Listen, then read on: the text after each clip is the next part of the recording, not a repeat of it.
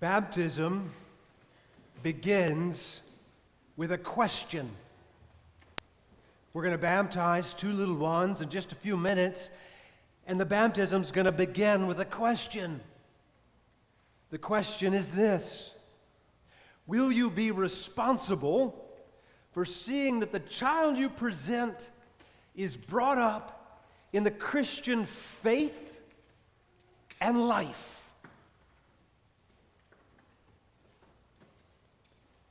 Natural question that might follow that question is, what does that mean? What is the Christian faith and life? Let me tell you. First, we'll take on faith. Our faith is in the love and grace of Jesus. Love and grace. We're going to take love first. The love of Jesus Christ is a very simple thing. Don't ever let anyone out there tell you that it's complicated, because it's not. The love of Jesus is a very simple thing. You ready for it? Here we go. Here's the love of Jesus.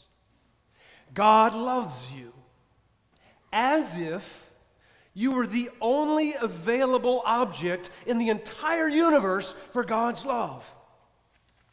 Y'all didn't hear me, because if you heard me when I said that, you would have fallen over in your chair. The pews would just be full of people who just drop dead for the magnitude of that. Do you understand the magnitude of that love? Let me put it this way. I want you to take Abe Mashney right here. Abe, front row. He's brought his daughter to be baptized. Imagine in your mind's eye that Abe Mashney is the only thing in the universe. There are no other nouns, people, places, or things in the entire infinite, ever-expanding universe. It's just Abe. Therefore, what does God have to love in this imagined universe? What does he have to love? There's only one available object for God's love, and it is Abe. Now, I want you to imagine the same for Charlie. And then go to Jessica, then go to David, then go to Aaron, then go to Diane, then go to Betty, then go to Marnie. Everybody in the room. Cliff, imagine you're the Andy, Davis, Donna, imagine you're the only available object in the entire universe for God's love, and so God loves you with all that God is. I feel like we should all just go home now. That's like the best thing ever. That's the magnitude of the love of Jesus. The love that pours through Jesus into your life is infinite. Do you promise to raise your child in this faith? That's what that means. The love of God for you is immeasurable, it's inscrutable, it's insatiable. God cannot get enough of you. God looks at my friend Pam and just says, oh God, I can't get enough of Pam. I just want to love Pam and love Pam and love Pam, and then on to Phyllis and all the rest.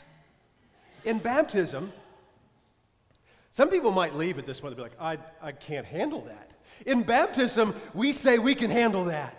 We say yes to that measure of love in baptism. Our faith is in that measure of love from Jesus. So in just a few minutes, we're going to say to Lucy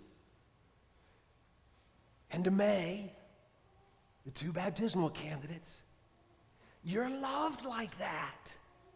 And we're going to say it out loud in public, in front of all of these people gathered around. And we're so excited about it, like we can barely contain ourselves. We're so excited about it, we're going to say to Lucy and May, we're going to pour water on your head. Like, isn't that the silliest thing? We're so excited, we don't know what to do, we're going to pour water on your head. Y'all ever see a sports team win a big game? You ever see a sports team, come on Andy, win a big game? And the players on the sidelines, like they've been trying to win this game forever, and they finally win the big game. They're so excited on the sidelines. They're bouncing like I am, just like, oh man, they don't know what to do.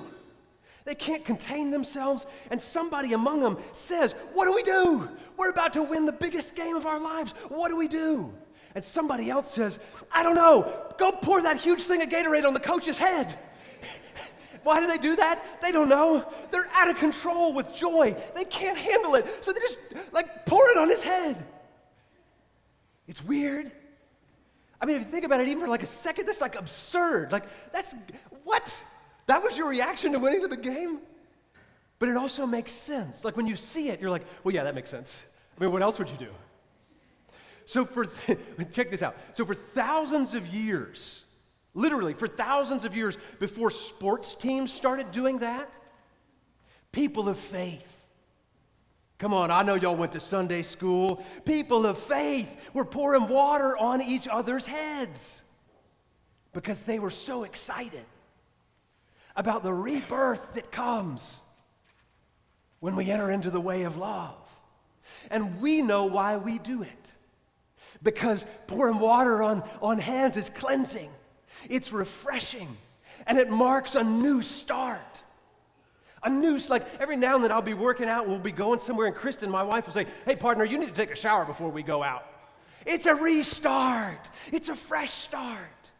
We do it because it's refreshing, cleansing.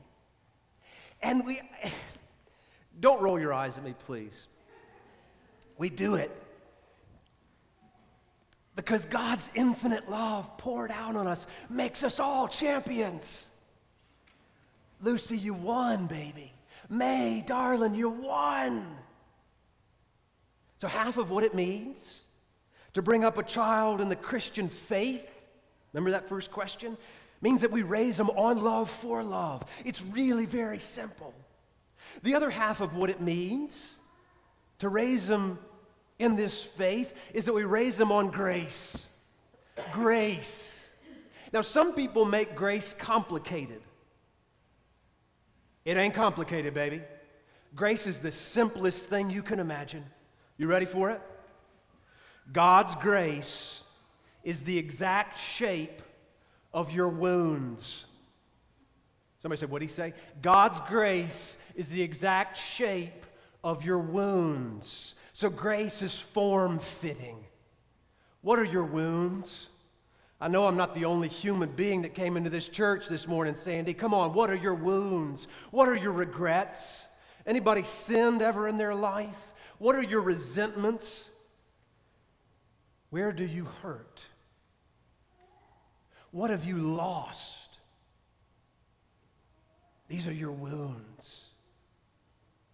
The Christian faith says you don't have to wish your wounds away. You don't have to hide your wounds. You don't have to deny or repress your wounds. Just expose them to God's grace. One of my wounds is a character defect. Anybody got character defects? Baby, I got a list of them, huh? Thank you, Rebecca, for the solidarity. One of my character defects, a woundedness in my life, is that I want to be perfect. Come on, I want to always say the right thing for the right reasons. I want a perfect past, perfect present, and I'd like to have a perfect future. I am a head case, is what you're thinking. You are right. I would always like to be thought of as well-behaved and appropriate. I was talking to a mentor of mine not long ago, and I was confessing to him a misdeed of my distant past. Remember that perfect past I want? Well, I got some misdeeds back there that are preventing it from being perfect. So I was confessing to him for the 100th time a misdeed of my distant past. In other words, I had already talked through this with him 100 times. This time he stopped me mid-sentence. He was rough with me in a firm and loving voice. He said, "Hey, Hendree, we've already been over this, baby. Here's what I want to say to you. Why don't you give yourself a little grace so you don't have to white-knuckle everything all the time? Grace," he said, "has got you covered. Come on, man," he said to me. "Let grace do its job."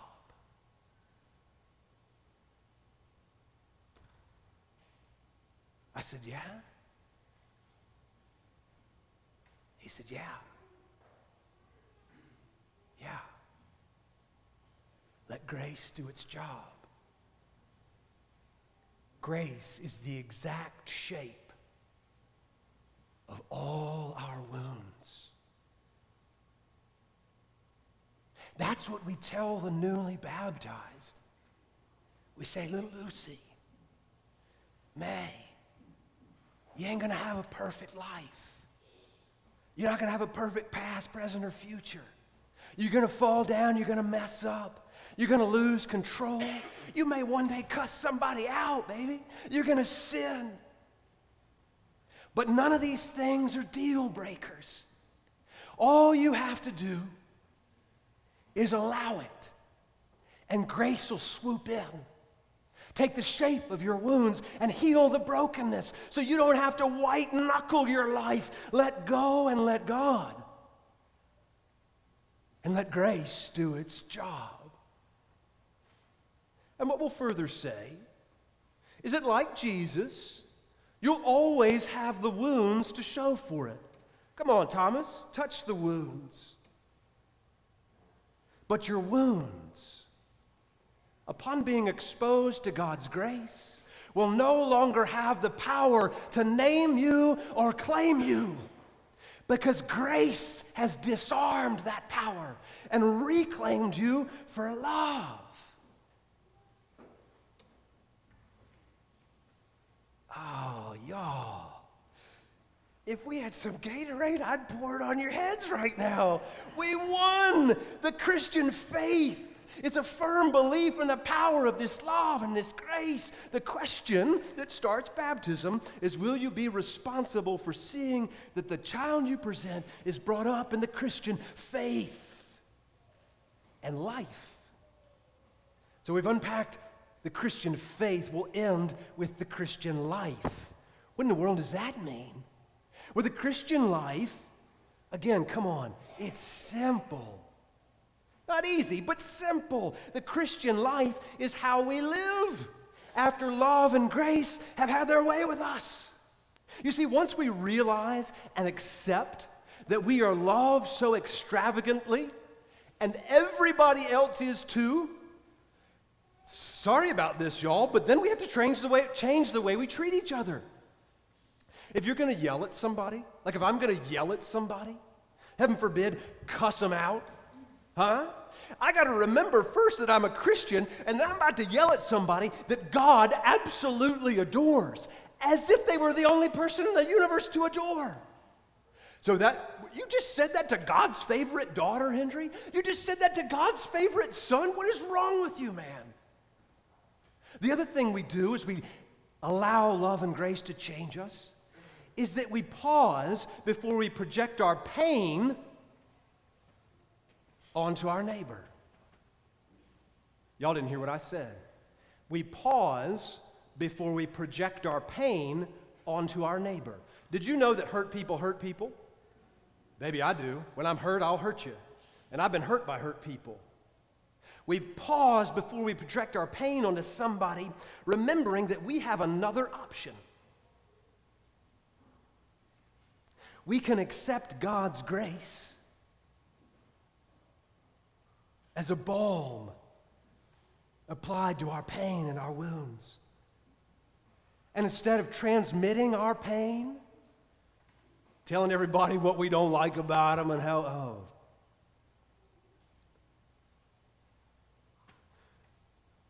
we can allow ourselves to be born again as a people transformed by grace. We can become wounded healers.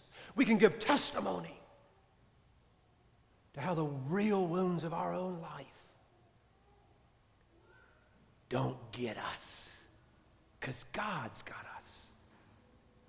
Now that's the Christian life that these two groups of wild-eyed parents and godparents are about to promise, with God's help and yours, to raise their children in that. Doesn't that sound good? Isn't that exciting? Do you feel yourself on the sideline of the baptism like we just won, what do we do? Well, I don't know what else to do. No, Jessica, Charlie, Ann, Abe, and all the rest, I don't know what else to do. I think we should get Lucy up and May up, and I think we should pour water on their heads. Y'all want to do that? Do you want to do that? Let's do that. The candidates for holy baptism will now be presented.